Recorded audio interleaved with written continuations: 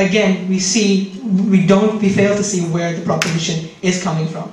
And finally, ladies and gentlemen, we saw in the end of this debate that you had one side that advocated a much more realistic and workable policy by which you tackle employers, ladies and gentlemen, who target women, who discriminate against women. You have legal sanction enforced on them, and as a result you remove the glass ceiling and you make society better off.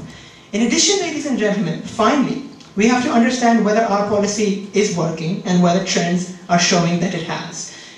Under their own logic, the Equal Pay Act came 40 years ago, and within those 40 years we argued you have a 300% increase in female wages. You've seen women's employment increasing by 200%. You see now 30 CEOs in the top 260 countries within America. You see, under their own logic, industries becoming more and more considerate that they need women because of a positive image, because of the new things that they bring to the table, greater decision making, a new perspective. And as a result, do we really need to adopt a policy which is discriminatory, which is unfair, when, ladies and gentlemen, society clearly is evolving, and when their model only preaches more discrimination, only reinforces the glass ceiling, only perpetuates an ideology of inequality, and thus on all these grounds we ask you to drop the motion. Thank you.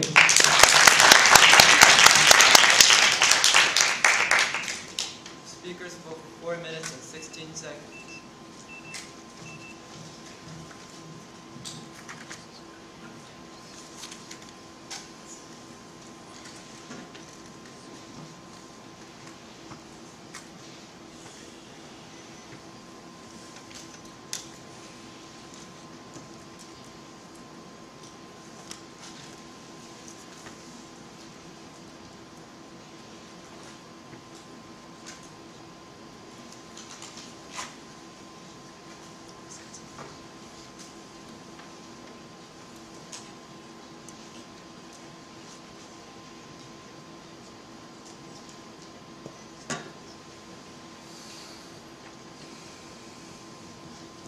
And now, to close the case for the proposition and the debate as a whole, I call upon Fahi M.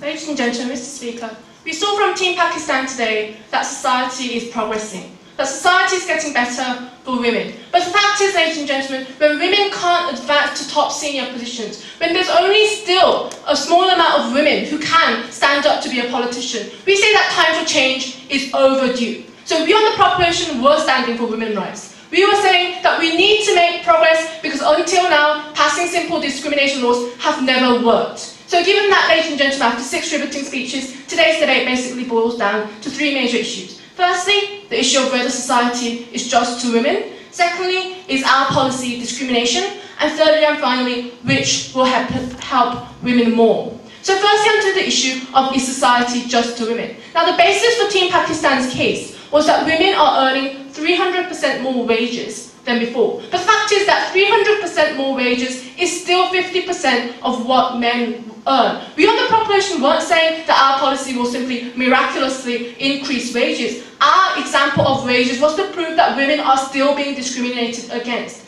Their point, ladies and gentlemen, was that it allows women to sue. When you have discrimination laws, women can sue companies. But the point is, ladies and gentlemen, women aren't supposed to sue companies in the first place if they don't face discrimination, as Team Pakistan asserts. The fact is, ladies and gentlemen, that if 11,000 women in the UK alone have to sue companies in order to stand up for their rights, think of the women who don't sue companies, who stay muzzled and oppressed under the hand of the glass ceiling. Ladies and gentlemen, we see women suffering, companies refusing women because they have to give them maternity leaves, refusing women simply because of the fact that they are women. And we say, ladies and gentlemen, the status quo really isn't just. We gave you the example of Asian nations in which we still see Confucianism entrenched deeply under the social values. Countries like India and Pakistan, who don't even have anti-discrimination laws and regard women as inferior. In these countries, ladies and gentlemen, we see clearly that we need an enhancement to the women's status in society. We say that anti-discrimination laws aren't good enough. We need the extra step which the proposition has been proposing.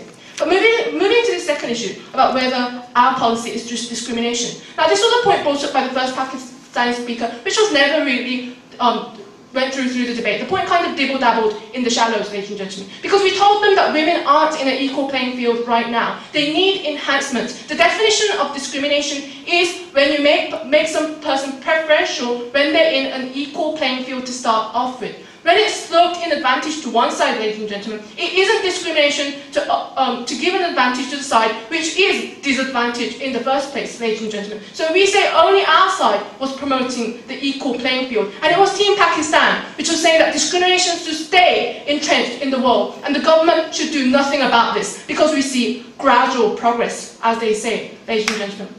But moving to the third and final issue, which will help women more, which is the ultimate question the adjudicators have to ask ourselves. Now, the basis for this was that it gives a bad image, women will be looked down upon. But this is where the ultimate difference comes from our policy and their policy, ladies and gentlemen. Because we allow women to be successful. We allow women to go into those companies, ladies and gentlemen, and prove themselves. If women can't be in the companies in the first place, and they aren't given the chance to prove themselves, how can we make women successful? How can we make them promote the image and show that they are indeed as good as men? We say, ladies and gentlemen, we on the proposition was the only ones who cared for women, who wanted to give a chance to women who face that glass ceiling and cannot speak up for themselves. So if you believe in women's rights, if you believe that society should give a just opportunity to each and every one of us, you have only but one chance today, and that is to vote for the proposition. It is on these grounds on which you are very proud to propose this motion. Thank you.